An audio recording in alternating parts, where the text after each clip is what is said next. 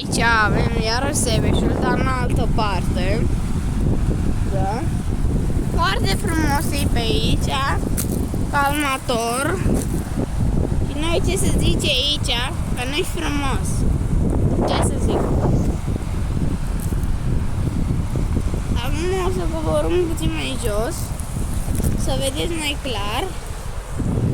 Aici, Sebeșul. Sebeșul mai merge și mai încolo, de acolo. Și mai pe acolo. Și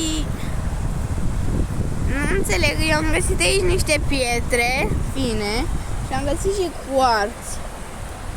Veniți și voi dacă vreți aici. Pe mine nu mă interesează ce faceți voi,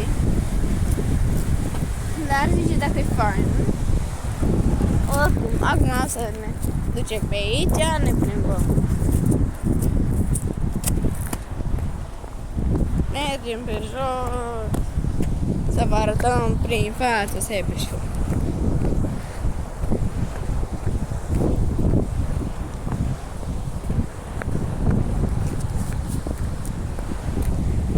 Aici sunt copaci mulți.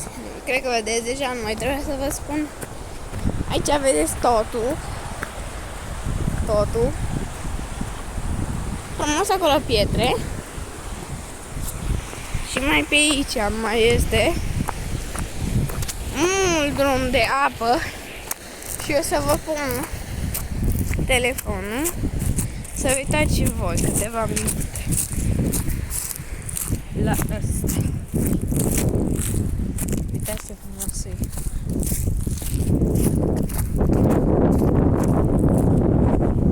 Nu mai știu, au făcut multă populare din asta, adică știți, poluare.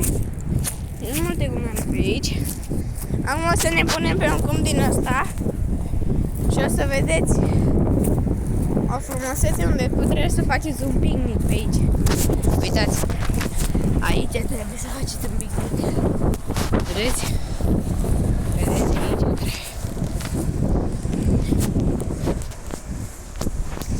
Niște oameni fac picnic de acolo, dar ce să zic? Recomand să stați aici, pentru că nu spune nimica și să mergem mai departe. Să nu pic asta chestia. Aici, hai să mergem. Da, aici centru